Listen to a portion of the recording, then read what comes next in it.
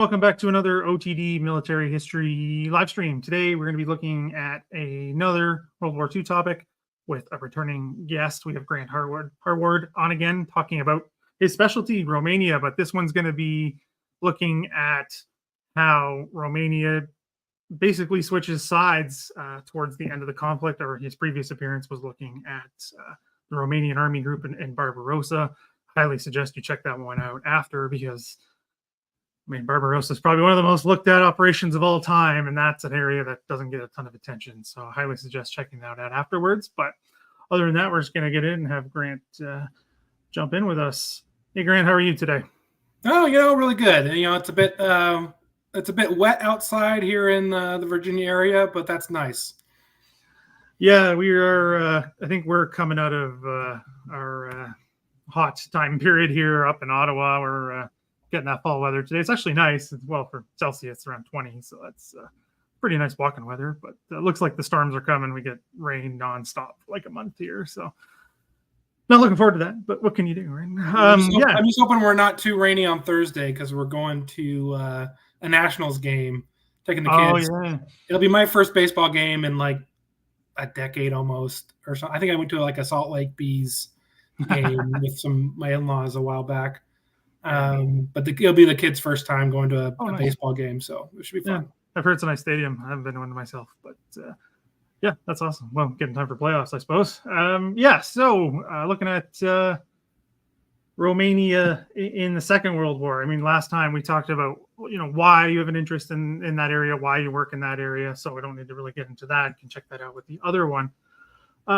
However, just want to kind of talk about how you came to talk about this area specifically, because you wrote, we're talking about what you wanted to call it. I'm calling it a book because it is a book.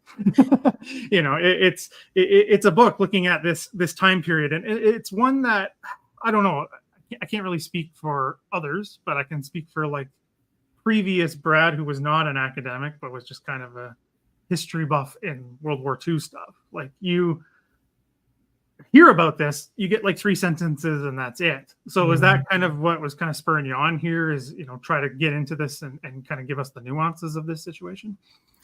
Yeah, I guess real quick before I go, I just gotta give a disclaimer, because I work for the U.S. Army as a historian. So whatever I say here, these are my opinions, these are my arguments. They don't represent that of the U.S. Army or the federal government at large. With that, so the story on this is actually, it kind of fell into my lap a little bit, because I published my book. I got contacted by an editor at Osprey, who found my email somewhere and said, "Hey, we are thinking about doing a Osprey volume on Romania in 1944. Would you be interested in taking on this project?" And I kind of, as a no-brainer, I said, "Yeah, sure, this would be great." And so even though I wasn't really looking at this, I think it is interesting to me that Osprey, that this is the first book that they think of.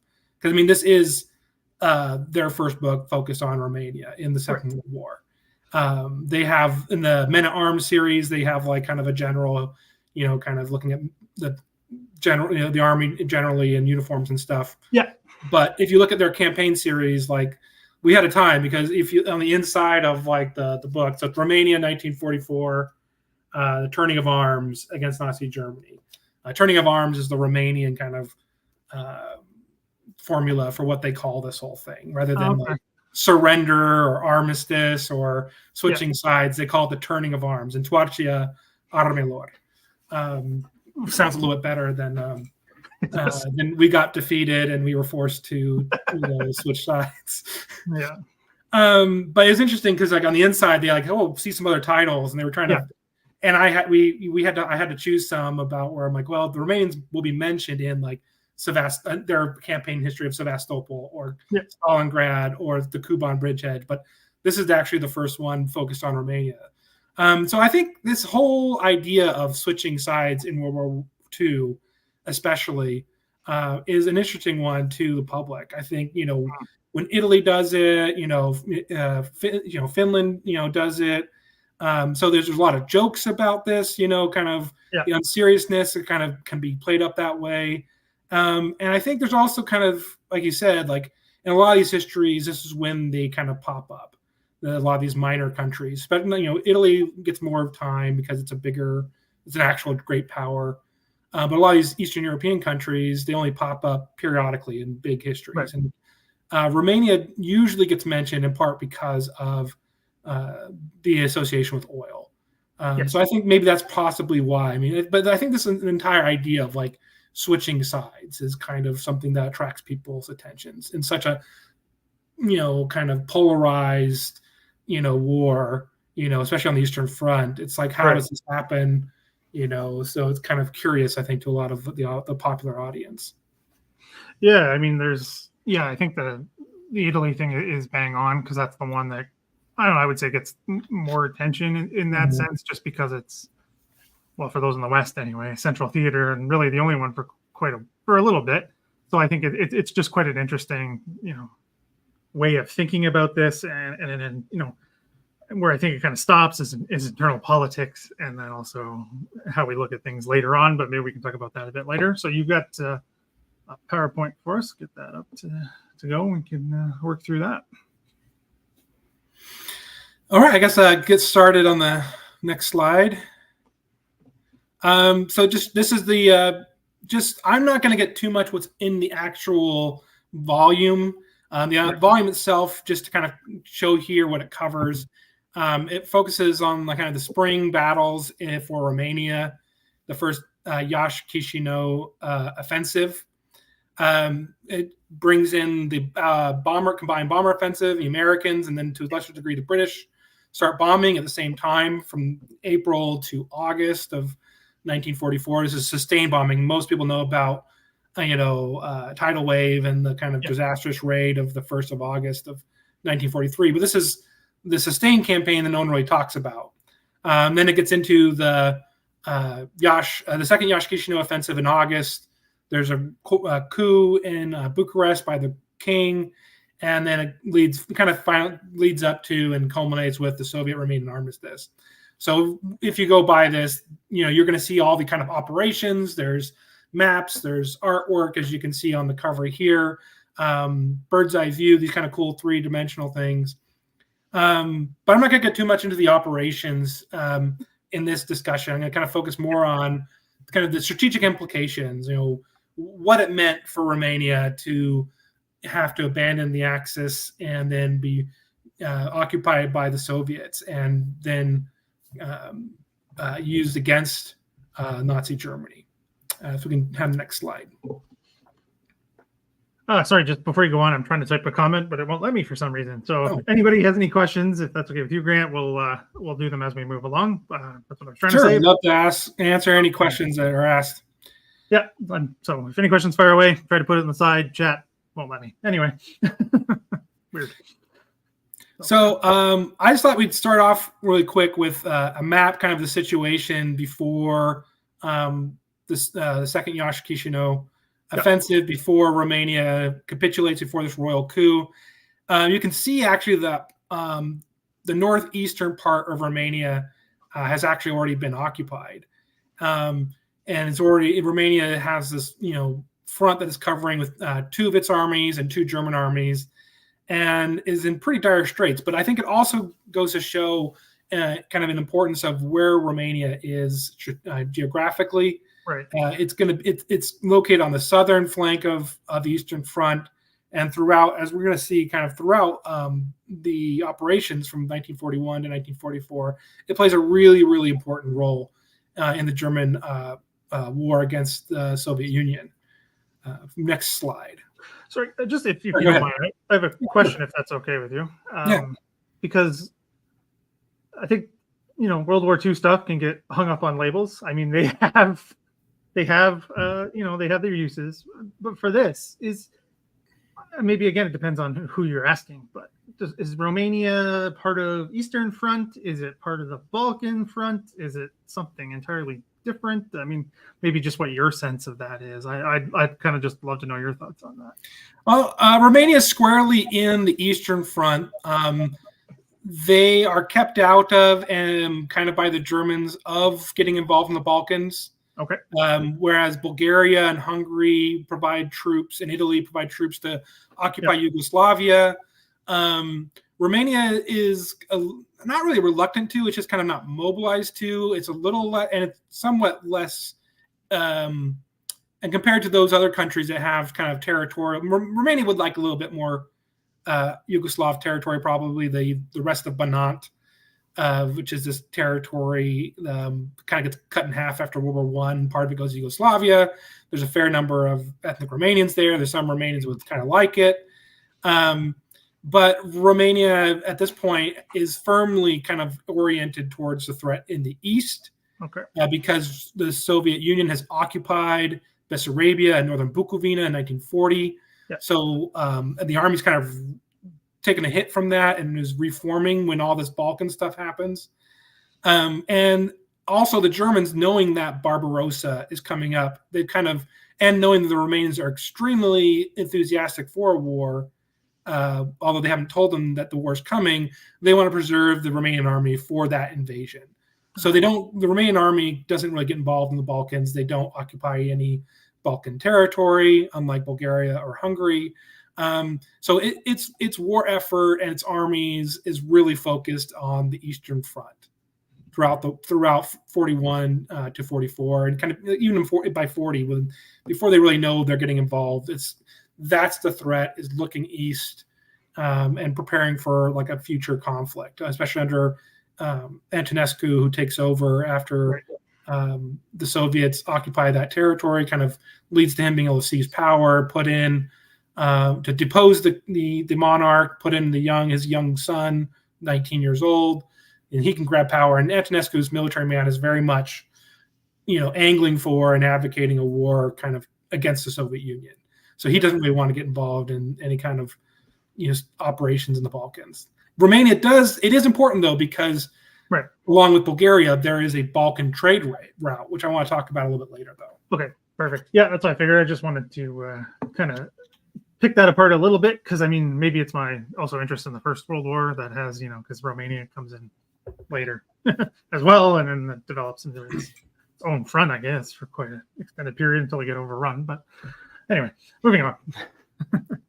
So, yeah, we'll kind of cover a little bit of back history. So, right, how do we get from Romania being partially occupied, large Soviet forces on its borders in 1944, right? So, Romania enters the war already already leaning towards the Axis. I mean, Romanians will kind of argue, we were neutral. But really, economically, they had been trading more and more since 1935 with Nazi Germany. Right. Before the war actually starts, they sign a massive economic agreement, giving big concessions to the Germans in order to get trade, even more trade and weapons deliveries and stuff from Germany. So they're neutral, but they're already looking towards Nazi Germany, already entering that. And politically, you have a royal dictatorship, right? They've kind of since 1938. It's a more anti-Semitic regime who just have stripped the citizenship of hundreds of thousands of Jews in Romania. Right. All this before the war even starts, right? So when the war breaks off, it's neutral, but leaning towards the Axis. They're still kind of hedging their bets, still trying to kind of appease the British and the British and the French a little bit, and still willing to help the Poles.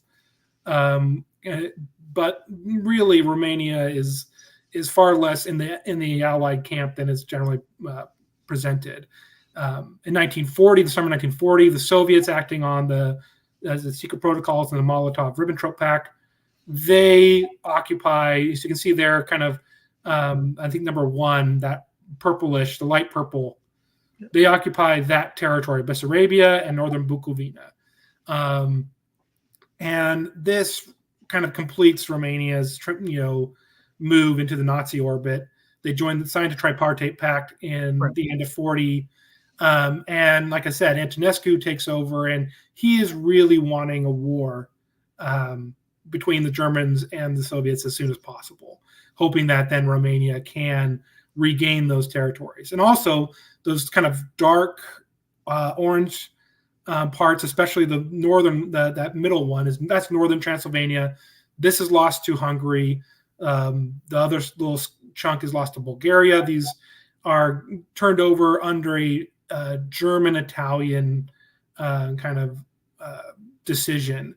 to be able to kind of appease Hungary and Bulgaria, which had been losers of the First World War and had been kind of more allied with the revisionist, Germans and Italians for a lot longer.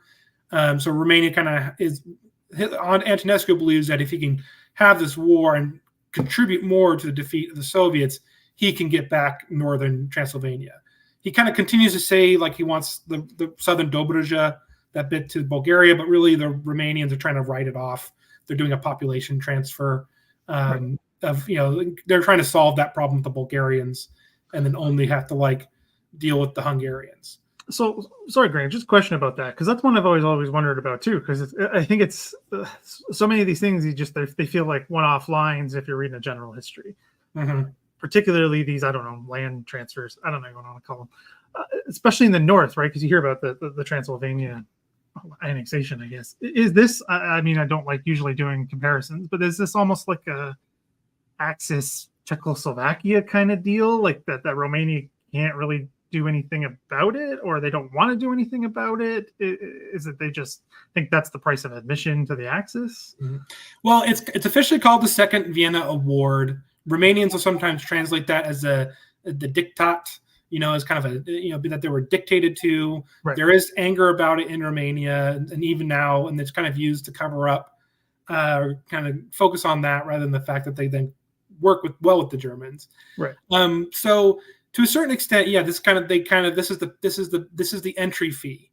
I mean, they negotiate the turnover of land of Bulgaria on their own. Okay. That's not a big deal, but it's with the Hungarians, the Hungarian and Romanians deadlock. Yeah. Holly Case actually writes about this. This is actually kind of a case of Nazi Germany having to play the role of the United Nations. So Nazi Germany and Italy have to solve this border dispute, between these two minor countries, right? And so, and they kind of have to take on that role and solve this in order to make sure that they're, they kind of appease both sides enough, but also, keep things, in their favor. And they also kind of, the Germans are seeing this as a way that they can kind of pressure the Romanians with further territorial losses, or promise the Hungarians more territory to kind of in the future if necessary. But in some ways, these are these small countries kind of forcing Nazi Germany to play a role that it didn't really want to play. So there's a really interesting book by Holly Case that kind of looks into this called The Transylvanian Question. And this is an issue, and this is another motivation for why Romania contributes as much as it does, because it wants to out-contribute Hungary. Right. To this invasion of the Soviet Union. But it kind of ignores Hungary didn't lose territory to the Soviets, so this occupation was traumatic, and it ignores also this desire for revenge, especially against Jews that Romanians believe are responsible for the Soviet crimes and Soviet occupation. Right. So even though it's not all realpolitik, it's not all just kind of coolly calculated things.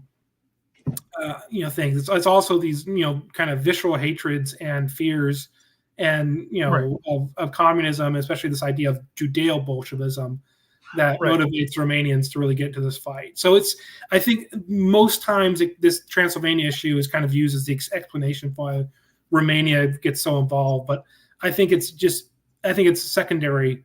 It's important, but it's kind of secondary to this bigger issue of let's fight this holy war against this mythical threat of Judeo-Bolshevism. Right. There's an actual threat of communism, but then it's tinged and twisted with this anti-Semitic rhetoric of Jews being communists and Jews being responsible. So as I say here, once in 1941, Operation Barbarossa, Romania joins in the initial bombardment, from the get-go, from day one, from hour one, from minute one, right? Italy declares war, but no troops are there for months. Finland, Hungary, they wait several days until almost a week or something until there's some kind of provocation to justify, declaring war on the Soviets. Romania is there on day one, joining in this invasion. They also begin what they call cleansing the terrain of Jews in Bessarabia and Bukovina. So they begin, they join in the Holocaust. They have their own policies right? It's kind of within the wider Holocaust and the so-called final solution that the Germans begin to implement. And then finally, Romania then makes a land grab. This is kind of also something that a lot of people overlook. And that's that kind of darker purple, this place of Transnistria, which is not to be confused with the current Transnistria you might have heard of in current politics, which is a tiny sliver of land. This is a kind of a big swath of Ukrainian territory from the Dniester to the Bug that is occupied by the Romanians, administered by them. It's used as a dumping ground for Jews, and becomes kind of a colony, kind of an imperial project for Romania during the war. So this is all to point out that we usually look at the end and just look at the Romania switches sides, and we're like, oh, Romania already wasn't committed. They're unserious. They're opportunistic. Or they never really wanted to be in the Axis. They weren't really on board. But if we start reading things forward rather than backwards, actually, here they are. We're getting very involved, prosecuting their own, anti-Semitic, genocidal actions in the Holocaust, and even grabbing for an empire. So this is not, if you look at it this way from the beginning, it shows that they're less opportunistic. They're more motivated by what kind of ideology, their ideology, and their view of the world and their desires. They're more on board with this. It's not that they were kind of forced into this whole invasion of the Soviet Union and then get out as soon as they can. Right. Yeah, makes sense. Do you want me to go on? Yeah. There we go. So, let's talk about kind of some of the big things that Romania brings to the Axis, right? The one that everyone really talks about is oil, or probably better is petroleum, oil, and lubricants, right? POL, all those things. Yeah. And it's concentrated in the Prahovo Valley and around the Ploiești. This is a aerial photograph. This is from the Americans later on. They have identifications of different targets and reference markers and stuff, but you can see, kind of big oil refineries up front. You can see railroads and everything. Romania provides something like 30% of the Nazi war efforts oil, right? And this is very cheap crude oil, right? This isn't expensive synthetic stuff you have to manufacture out of coal. It's, so it's extremely important. So strategically, Romania is important, in some terms, just for oil. I think that kind of gets overemphasized sometimes, or at least other things which we're going to talk about, get forgotten. But Romania is more than just oil. But the oil is extremely important. It is one of the strategic targets. It's one of the reasons why the Americans do these risky raids in 42 and especially in 43, and then come back in 44, because they're trying to hit what is clearly a strategic target. And you really can't get to it until very late in the war. But if you can knock out the oil this is a huge, this would be a huge defeat for Germany, for all those tanks, Panzers, all those, Stukas. They wouldn't fly anymore. They wouldn't drive anymore. So, and all the lubricants, right? That you need for all those things to move, not just like petrol, but all the things to make these modern machines work. So I think that's one thing, when Romania switches sides, this is a major issue to remember. Yeah, I just had a quick question, actually, if we can go back a little bit, because you're mentioning economic relationships between Romania and Nazi Germany prior to the war. And of course, maybe I'm guilty of it too, but oil comes into mind, right? Because it's becoming, I think it's recognized as how important it's going to be. Right? And it motivates a lot of British policy. Is there a relationship between what becomes the Allies, so maybe just Britain and maybe Britain, France, and the United States with Romania, or are they just not really in any sort of relationship prior to the war? There's a lot of foreign investment. So Dutch and British companies, a lot of these oil refineries are actually financed and partially owned by mostly Western businesses. And why is that? It's because who has overseas empires who already have made tons of money and have businesses focused on oil production. The British, the Dutch, Dutch East Indies, the French. So, but that's the other thing, is that's a big problem. Whereas Britain and France, as the war's coming and looming, they have oil reserves. They get their oil from their empire.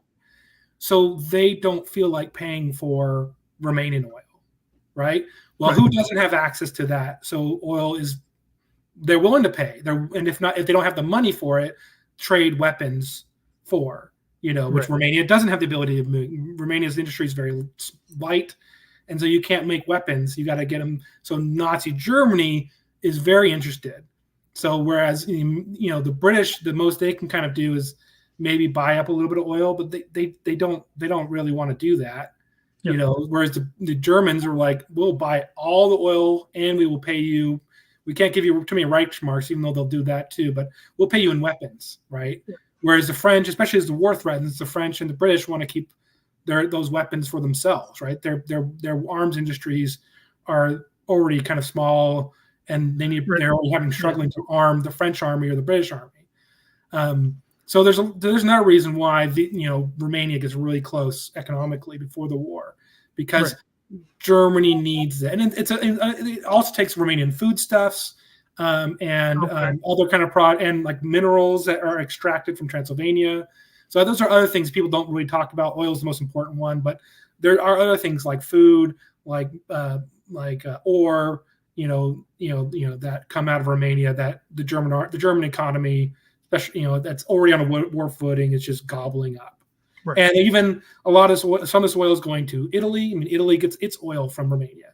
It gets sent through the Bosphorus and the Dardanelles, and so it's fueling Mussolini's battleships in the Mediterranean too.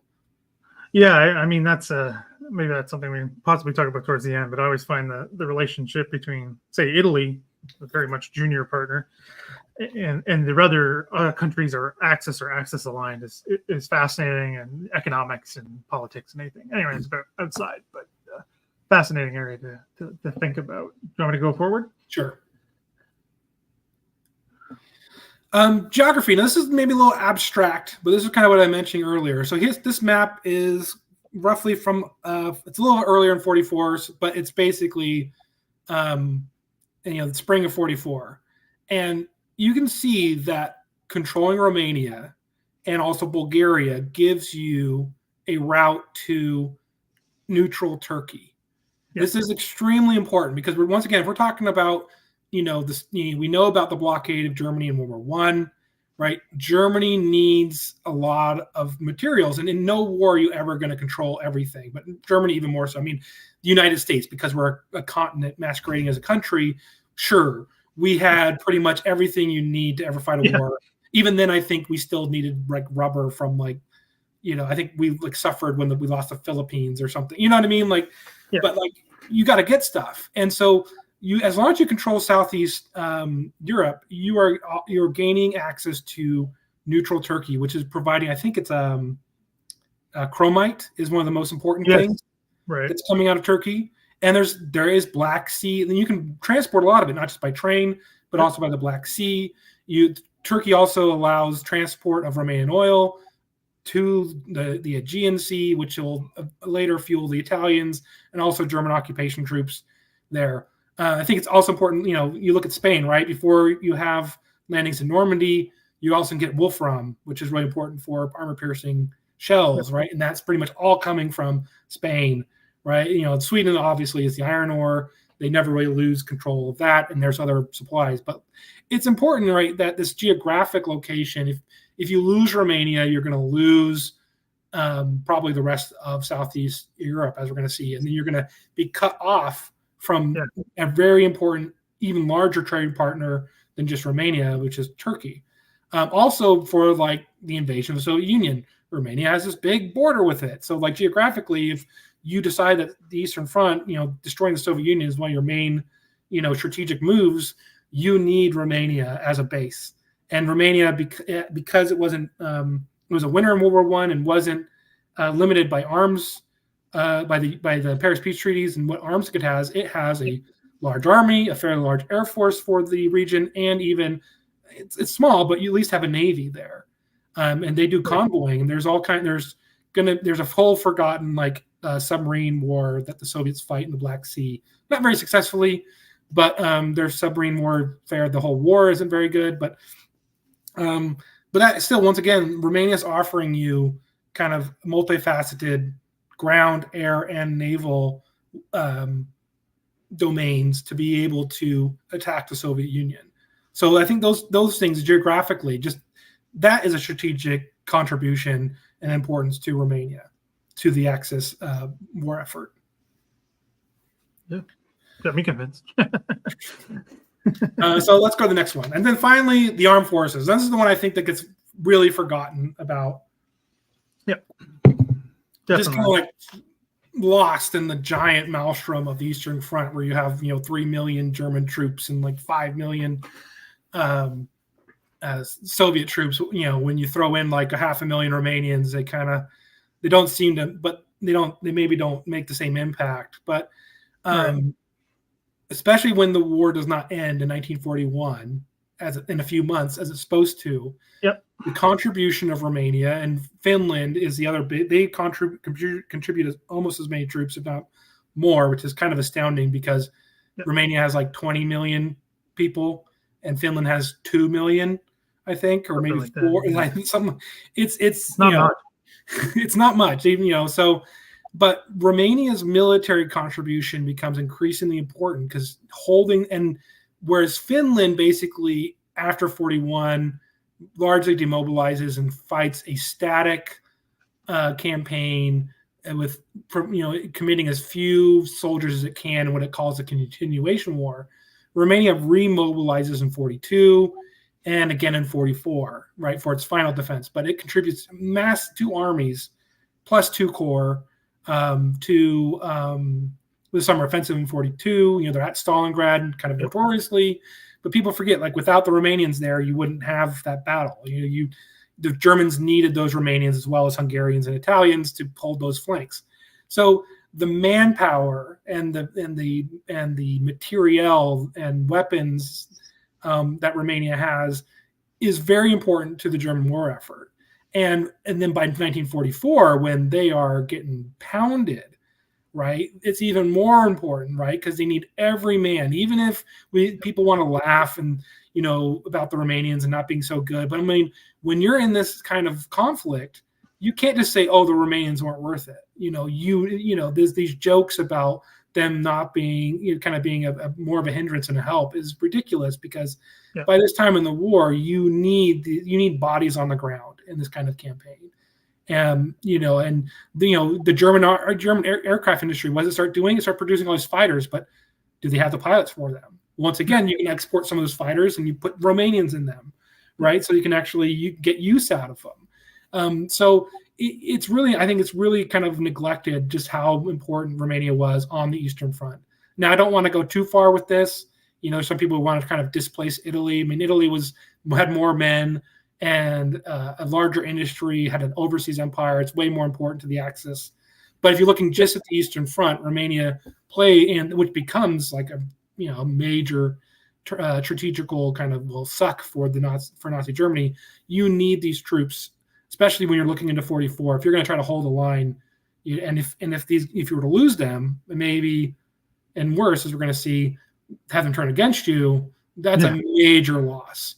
That's going to happen. A major blow. And I mean, Romania is so important, especially the military contribution, that it's pretty much the only country that gets something out of the extractive robber economy created by Nazi Germany. I mean, Nazi Germany basically loots every country it occupies. Romania's not occupied. They're invited in.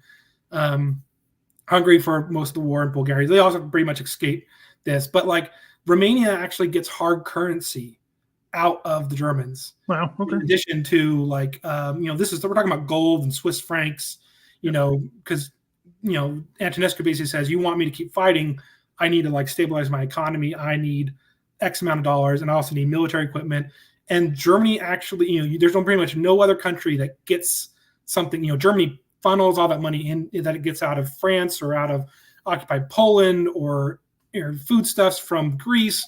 All that goes into German coffers, except for a little bit that comes out for Romania, because they realize we got to keep Romania fighting, because they're providing at point nearly 500,000 men and holding this vital southern front. quick question on that. I think I asked this last time, but I can't quite remember. I think I know the answer, but does Romania have conscription for all 3 of its armed forces?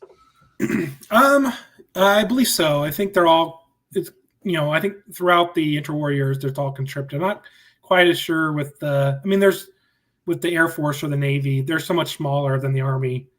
But I believe it's similar conscription, in part because you have to. If you want the technicians and stuff, you're gonna have to Yeah, that's a good point. You're gonna have to get some reserve officers who kind of are middle class guys who are gonna join the Air Force Reserve or the Naval Reserve rather than have to join the Army Reserve. Sure. So, good point. And there's an allure, right? So I mean, it's a lot less. And then once like 38, 39, and you start mobilizing, they're expanding the Air Force and the Navy. The Navy can only expand so much because you basically got what ships you paid for.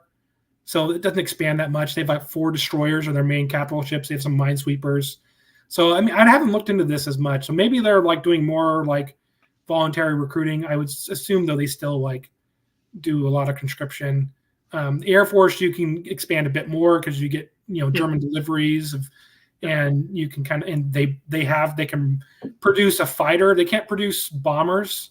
Those are all like German or Italian types, maybe British. Especially at the beginning of the war, they actually have they've got some Blenheims, they've got some Hurricanes, on the Eastern Front in Romanian colors fighting against the Soviet Air Force. So they bought them before, and a few of them I think actually get sold to them by the Germans because they get captured in Yugoslavia, which also had been buying British equipment. There's some French 2-engine bombers. I can't remember the Potos, I think. Wow. So Romanians can produce fighters that's about as large as their what do you call it? Their fighters and scouts and trainers is their aeronautical industry can produce that. Yeah. 2-engine bombers or anything bigger has to come from somewhere else. But once again, they can get some of these, and then you have to train these guys, and so I believe there's a lot of conscription once the war starts. Because once again, you gotta. A lot of these guys with technical skills would probably rather stay in whatever technical job they were at, or. Well, yeah, definitely. Yeah, no, I was just wondering because I mean, we talked about that last time. Maybe we can get to the internal events and kind of why I was asking that. But makes sense to me. Right. So now we've kind of set up like what's at stake, what's on the board if Romania switches sides. I just want to kind of briefly talk about kind of the operations of the quote unquote turning of arms in Romania. So basically on the 20th of August, 1944, you have 2 Soviet fronts attack and they're targeting kind of, again, mostly Romanian units, although on the Dniester River, they're kind of also targeting German. The Germans kind of don't collapse quite as quickly, but I mean, the German units here are almost all infantry. Most of the panzer divisions have been pulled out and sent north because of Bagration, and they got to defend Poland. And then a lot of even like the Luftwaffe, the Luftflotte 4. So a lot of their fighter squadrons and bomber squadrons had also been redirected up to Poland. So Romania has actually been weakened in the previous months. And so the Germans aren't really that much better to stand up either. But the Soviets do kind of hit the Romanians first. And everything really goes poorly. Within a few days, they've broken through. They just have way more. The manpower is almost like 1-to-1. But if you look at like tanks, it's like 8-to-1. If you look at like artillery, it's like 10-to-1. Or it's kind of these multiple factors. They just got a lot more heavy guns, a lot more tanks, a lot more. I'm not sure aircraft probably even on certain days, and so and then the Romanians, they've lost a lot of their material, so they might manpower wise, but like they've been fighting for 3 years, so they lost tons of material at Stalingrad. Yeah. So you have a lot of like fresh-faced conscripts and a lot of guys who are using, they have small arms and you're lacking artillery. So, and then you don't have a lot of motorization where the Soviets have, motorization, they have that ability to move and the ability to concentrate. Sorry. No, sorry. Yeah, that's right. Yeah, I mean, what's the force multiplier? I guess is the word that keeps going. So really, I mean, this is a defeat. I mean, Romania is being defeated in a few days. And so by the 23rd, the Soviets have broken through. The Romanian Fourth Army is basically trying to get out of the way on the Yash front, that kind of left-wing breakthrough. The German Sixth Army, which is across the river in central Bessarabia, is being isolated. And this is the reconstituted German Sixth Army. So they get surrounded and destroyed for a second time. Again. Yeah. They're almost surrounded. The Soviets have broken through, and they basically have cut off most of the bridges across from east to west across the Prut River. Right. And then from the south, they are cutting off any retreat southwards to try to get to bridges on the Danube, way down there. It's at this point on the 23rd that King Michael, who's now 23, he calls in Antonescu, says, hey, report on the situation at the front, which the king already knows. He's basically using this to force this meeting between them. And then he's basically asked Antonescu, either you make an armistice or you step aside and let someone else do it. And Antonescu refuses on both accounts, basically saying he can't betray the Germans, that he can't make an armistice with the Soviets because the Soviets won't meet certain conditions that he wants, especially kind of a part of Romania that's sovereign. The Soviets will respect that they won't occupy all of Romania, kind of ridiculous things. At that point, the king arrests him because he's invited into his house, locks him in a vault, which is it's a room turned into a vault that houses his father's stamp collection. Right. And used as a temporary prison for Antonescu and his vice prime minister, who's also named Antonescu, but they're not related. Right. Then they begin. They go over to the royal palace and start calling people, saying, "Hey, me and Antonescu want to talk to you." And they're calling key people like the Minister of Defense, the Minister of the Interior, who controls the gendarmerie, the capital police chief. They're calling in the key people. There's a couple people that don't. One person doesn't show up, and then the secret police chief smells a rat, alerts the Germans, and by the end of the night, the Germans kind of know what's going on, and then the king officially announces over the radio, and so that turns what's happening on the front, because the army does not know this, because right. The king does this with very few people because he does not trust the military. Most of these commanders have been fighting alongside the Germans and very likely would have betrayed this plan. He keeps it very local. He has a few key people, including the chief of staff of the Capital Military Command, who can convince the general in charge, who is the Capital Military Command, is in charge of all the police, all the military units in the capital in Bucharest, who's able to lock down the city to be able to keep the Germans out and arrest the Germans who are inside. So right. You have a few key people, but it's like a dozen or so. A few out of power politicians, but you keep the army out of this. But this turns what's happening on the front from a defeat into a total catastrophe. Because now the Romanians stop resisting as they had been. They had been fighting. Now they don't fight, and they just really kind of. Most of them try to run away. They don't usually fight the Germans on the front. They'll often retreat together for a bit and then separate. The Soviets actually are still treating the Romanians as hostiles because there's no armistice yet signed. Right. The king did this without negotiating anything, so you don't have an armistice until the 12th of September, the next month, right? So it's weeks later. And so there's something like 120,000 Romanian soldiers who are taken captive. Right. In part because they kind of stopped moving, but in part because they were going to be taken captive anyway. So there's an idea that the Soviets are being so treacherous, or I see what you mean. Yeah. But I mean, the Soviets were probably going to take a large number of captives in this battle anyway, because the Romanians are already getting overrun. They're already being encircled. I mean, they probably took more than they would have because the Romanians are saying, all right, let's give up. But I mean, I've read lots of accounts where the Romanian unit finds out that the coup has happened, because they sometimes don't find out for a day, because or like the next morning, because it's put out over the radio. And if you're fighting a battle, you don't have a radio, or you weren't listening at 10 o'clock in the evening. True. So I have one account where they find one company commander finds out from a German company commander after they've broken out of an encirclement, oh, you've actually betrayed us and you're no longer on our side. If you want to retreat with us, you can. And the Romanian says, well, we're going to go our separate way. And they try to like escape, and then they get caught by some Soviet units, and then they give up.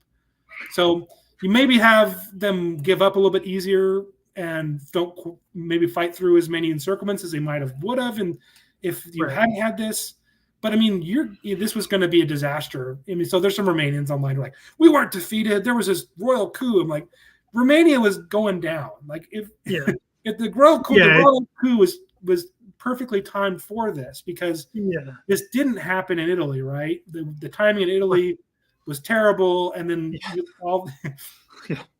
And so the coup, kind of the coup, all that fails. Where here it's like it's time so that like, the German army and the Romanian army is getting its butt kicked, so that they can, especially the German army. So then the back in the rest of the country, they can negate any kind of leftover German resistance, and then try to negotiate a last minute armistice. So this is a huge like defeat, from the get go. And then what happens with the royal coup, what really happens here is presents the Soviets with a conundrum that there is now a different government in Bucharest, right? So that kind of is a very different thing than the Soviets having won a battle, taken tens of thousands of captives, and then having to occupy and then administer, right? And not having kind of putting up, not having a kind of government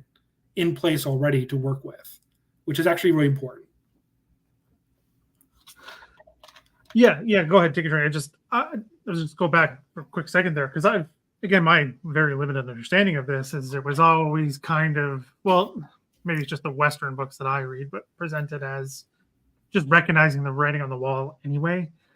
Taking, I don't know if they present it necessarily as a personal advantage, say from like the king or whoever, because I don't think, not disparaging anybody, but most of the historians don't understand the internal. Lost my camera there. I don't know if you can still hear me. I can still hear you. I don't know where my camera just went there, but taking advantage of the situation, because I don't know if they understand it fully. But fascinating stuff.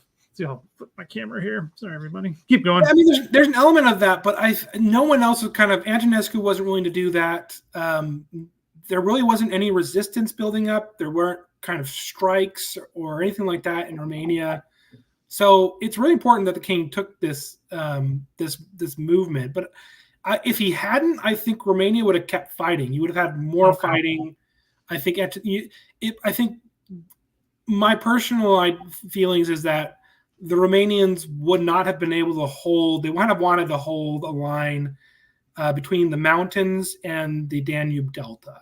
Right. Fall back to that and maybe hold on to southern Romania. I don't think that was going to happen, because you had to get the troops that are being defeated on the front to retreat faster than the Soviets, and that wasn't going to happen. And that's kind of what the Germans were wanting to do too. I think the Romanians probably, because they still hated and feared communism. Right. And they probably would have kept fighting if you hadn't had this coup. And you might have seen like the remnants of the Romanian army and state kind of hold up in southern Transylvania. And maybe they would have been able to like hold those passes, and with German and Hungarian help, and you kind of had a line along the Carpathians. Right. But you're still gonna lose the oil fields. You're still gonna lose Bucharest and like the southern part of the country and most of Romania. I think that was going to happen regardless of the royal coup. But the royal coup then presents opportunities. It's a different set of opportunities for both sides. And it's one of the reasons why the Soviets are willing to make this armistice. Right. Because I think, let's hit the next slide. I think it's... I think so, yeah. Okay, but you can see here now with Romania occupied, if you didn't recognize this new government, who's going to have to do all the administrating of that territory? Right. And if you didn't have a coup and Romania was technically still fighting and maybe still Antonescu was still in charge, this is going to be you're going to have to kind of put a lot more troops into rear echelon security, right? Because you might have more resistance kind of built up. I mean, this is all kind of counterfactual, but very clearly, once you sign this armistice, it means that you can kind of let the Romanian government and institutions operate, which are pretty much all intact, right? And you just put a Soviet occupation government on top, which means you can do occupation on the cheap, right? You can let the Romanians do most of the work, and you don't have to spread. You don't have to worry about having too many occupation troops, sitting around making sure the Romanians aren't, forming resistance groups or something. Right. So that is the benefit of the coup for the Soviets at this moment. And one of the reasons why they don't try to one of the reasons why they accept it and they don't try to set up some kind of pro-Soviet, puppet state, right? Because they can, and moreover, if you accept this change, what do you also get? You get the Romanian army. Yes. In the Romanian Air Force. I think they don't care about the Romanian Navy. They basically seize it and I think cart it off to Odessa or Sevastopol after this because so that they can use the ships. They don't care about the Navy, but Article 1 of the Soviet Romanian armistice is at the end says you will provide no less than 12 divisions to the Red Army. Right. So you get that. So the oil fields were going to fall anyway, but that's a huge win because even though the Americans have been bombing, bombing it, you can only, and the British have been mining and the Soviets have been mining the Danube to try to limit deliveries by barge up the Danube into Germany. Once you actually have Soviet tanks on the Polish oil fields, there's no more oil going to Nazi Germany anymore. Right. And then as we can see here, geographically, all that Turkish trade, it ain't getting to Germany anymore. I mean, maybe some smuggling into Greece, but that's being occupied by the British. And then there's tons of angry Greek resistance members. So so you aren't getting your Turkish, trade anymore.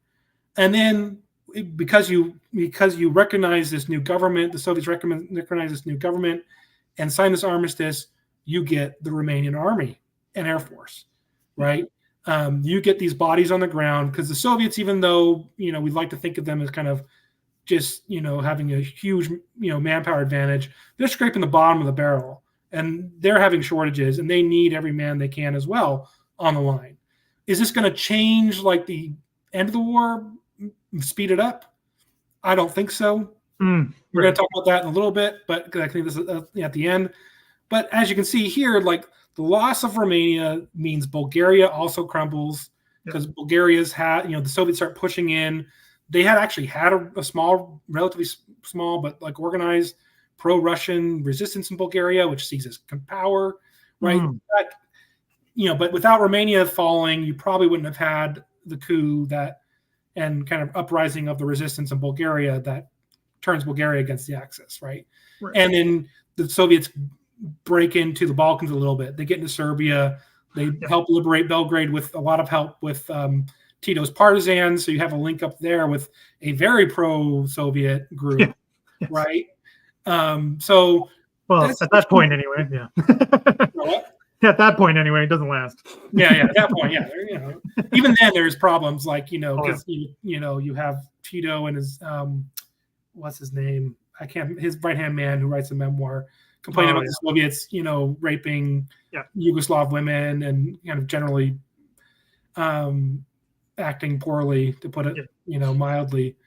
But so so we can see here with this, big success in the military realm, followed up by this coup, this turns everything against the Germans, right? They lose all the oil that they were getting. They lose this geographic advantage and trade routes to Turkey. And not only do they lose the Romanian army, but it's turned against them. It doesn't get it quite as big. I think they only get it to like 240,000 men. But that's still a sizable force. I mean, I think it's pretty good. I mean, they get more men on the line. I think they contribute more than like the Italians do.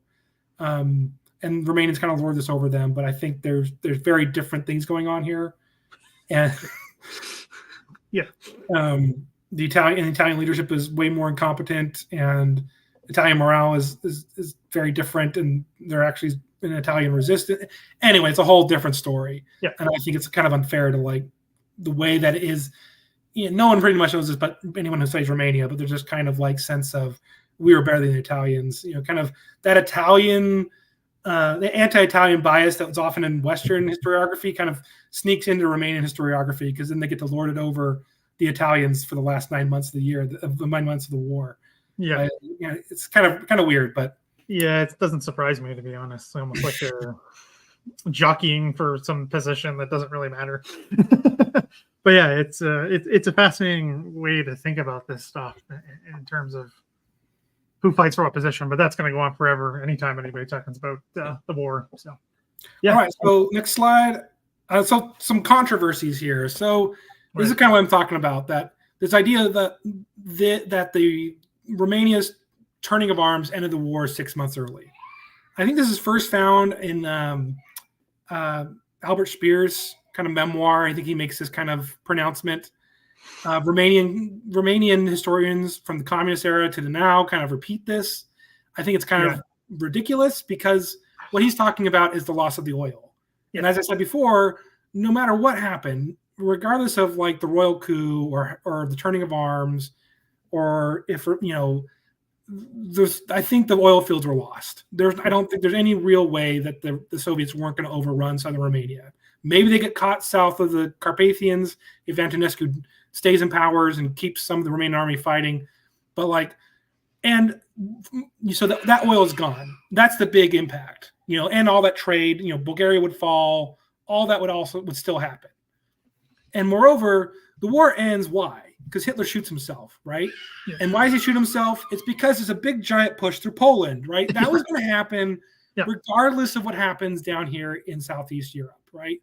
So, losing the oil, I think I think this often happens where like Eisenhower's quoted saying, oh, X thing ended the war 6 months early. Yeah. This is not to be taken seriously, I don't think. I don't think you can I think it's more like it's a euphemism by people who's kind of saying this is a very important event. Yeah. But I think it's also very, it's not accurate for Romanians to try to claim this because it also ignores, well, how long did the war prolonged because of like the 20 or the 30 something months that they fought before this, that they, helped pump oil to Nazi Germany. Yeah. So to try to say like, oh, we ended the war 6 months early. Well, no, you prolonged the war for many months, and then you were gonna be that oil was gonna get cut off anyway. Yeah, maybe the Romanian army helped the Soviet army get farther into Central Europe, sure, but that's not what ended the war. The loss of Prague in May of 19, that is not the siege of Budapest didn't end the war faster. It killed more people. It meant the Soviets got to occupy, Hungary and get into like Austria, but like it's, the divisions that pushed in from Poland to Berlin, and then the American, and like the Americans absorbing the Ardennes offensive. That's what ended the war, not anything Romania did. Yeah, it's you see this with pretty much any country, so none of that is surprising. Everyone's trying to pull out their own narrative, I suppose. And then kind of the bigger thing that is kind of more recognizable here is this percentages agreement. Yeah. This idea of betrayal that, that later in October, you have Churchill going to the Moscow conference and allegedly signing away Romania, half of Hungary and Yugoslavia and Bulgaria and stuff. Yeah. And I think this is greatly exaggerated what this is saying is basically realities on the ground. The Soviets are already in Romania. They already control it. They call the Allied parenthetical Soviet Control Commission is the name. They are in the driver's seat, and the Americans and the British excluded the Soviets from the Allied Control Commission in Italy. They're on it, but they have no real power. The Soviets do the same thing for Romania and then Bulgaria as well. So really what this is Churchill desperately trying to hold on to Greece and to keep the Soviets from going in there with a piece of paper. It's a desperation move. It's not really a betrayal because this was already happening. Right. The Soviets were already there. You weren't going to kick them out without a war. And this is constantly brought up, and no one was even thinking about a war.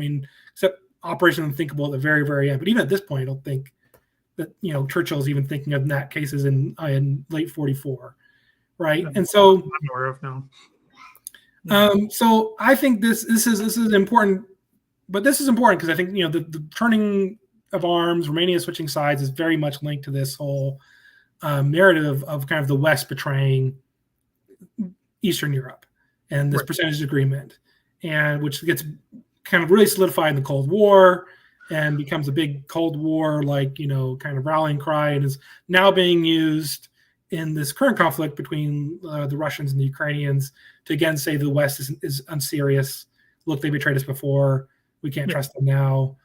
So this has legs, but I think in a lot of ways it's being exaggerated into what this paper means. Because look, did Hungary split 50-50? Did Yugoslavia split 50-50? No, because things changed. The Soviets grabbed more, and the Allies couldn't do anything about it. Yeah, right? This paper really has no real value, right? And it was the British putting boots on the ground in Greece. Yeah, really, that kind of kept Greece from going communist. Well, and literally fighting. Literally fighting, the Greek resistance, right after they got liberation. So, I completely understand what you're saying, and I've seen this too in various internet forums and discussions and whatever about this whole discussion, and it just again I think like you said it reflects reality on the ground. Churchill's also going to lose the election anyway. So these things don't really matter as much. Yeah, I think the Greek example is perfect from the other side, because it's not like the Allies are going to leave Greece to have whatever they put. Yeah, 90-10. That did not happen. That, not even close to happening. So it's very interesting that people still cling to these things. I think somebody asked, James asked, is it a betting slip? I heard it was a napkin that this was written on. I don't think we even know what it was, actually just a piece of paper. It's not. I think there's some question of this is even real, or if this is a Churchill kind of post-war. Yeah, true. Imagination. He conversation that was had, and there was no actual documentation of it, and yeah, it's just interesting the things that people focus on, but and then the Cold War context is obviously. So then you finally, I think there's a better argument to be made here that this is the start of the Cold War in Romania, because this kind of beginnings of conflict of there's still some Americans there. You have the Eastern Europe. You're going to have the promises about democratic elections. You in that photo on the bottom there is.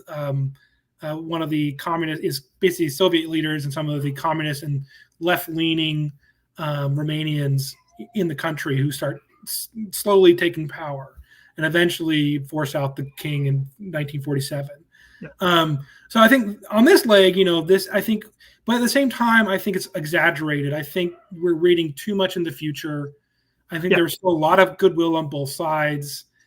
There's some kind of sensationalist literature. There's a book called Russia Astride the Balkans, written by a couple former spies who kind of present the Cold War as basically breaking out right then in '44. And I think this is kind of this is a misread. This is looking back and projecting into the past tensions that weren't quite there yet.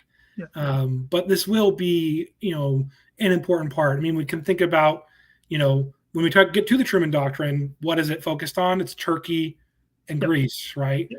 So I think this has more legs, but I still think kind of somewhat exaggerated because there's still a lot of goodwill on both sides. There's still a lot of trying to cooperate and work with the Soviets and the Americans and British, and there's tensions, but it's not quite really the Cold War.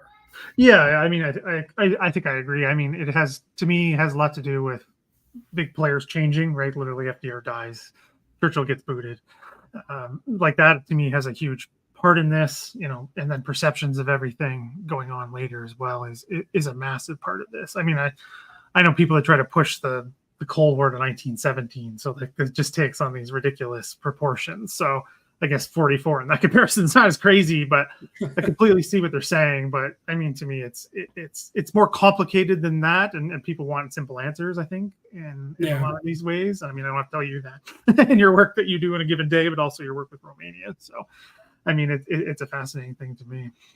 But yeah, all right, I think we clicked. Yeah, so there's the book.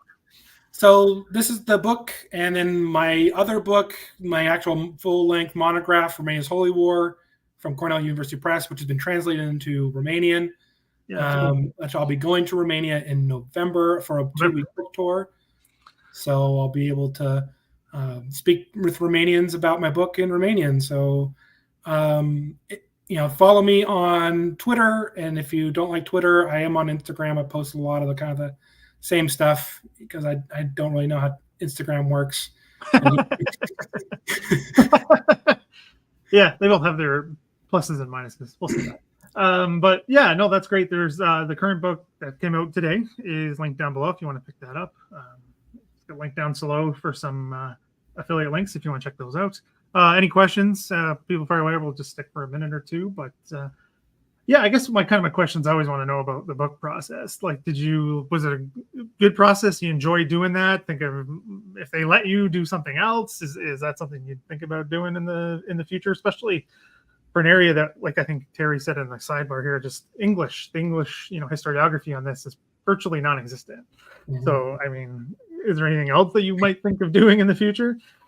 Yeah, I mean, I really enjoyed working on Osprey. They're really great. They've got a good system. There's a format to these books, and I'm really glad. I already suggested. I mean, part of when you fill out some the initial material, the packet that you turn in, is you also recommend what you could write in the future. Okay. And I would like to do another one of these. It'd be especially on the Battle for Odessa. I think would be really good. Yeah. I mean, that deserves actually a full length monograph. Yeah, and maybe to write an Osprey volume as maybe a dry run for that would be really great. Maybe a Stalingrad, that focus on the Romanians at Stalingrad, which is often overlooked because they usually focuses on the city, where the Romanians are on the flanks, outside, more World War I type trench warfare. But it was really great. I mean, really interesting to work with. I'd worked with map makers before, but I hadn't done these 3D bird's eye views, which was new.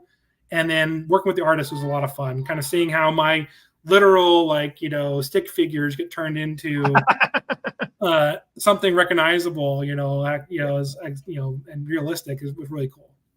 Yeah, done that myself. I think I did my map in paint, and then it got turned into something actually legible, which is always nice to see. But yeah, so thanks for coming on, Grant. I appreciate it. Always good to have you on. Talking about this, maybe we can have you back on, talk about Odessa, maybe Stalingrad, because I've wanted to have you on for those as well. So we can talk about that in the future when you're less busy, because you got a lot coming up, as you said. So other than that, yeah, thanks everyone for hanging out and for Grant coming on.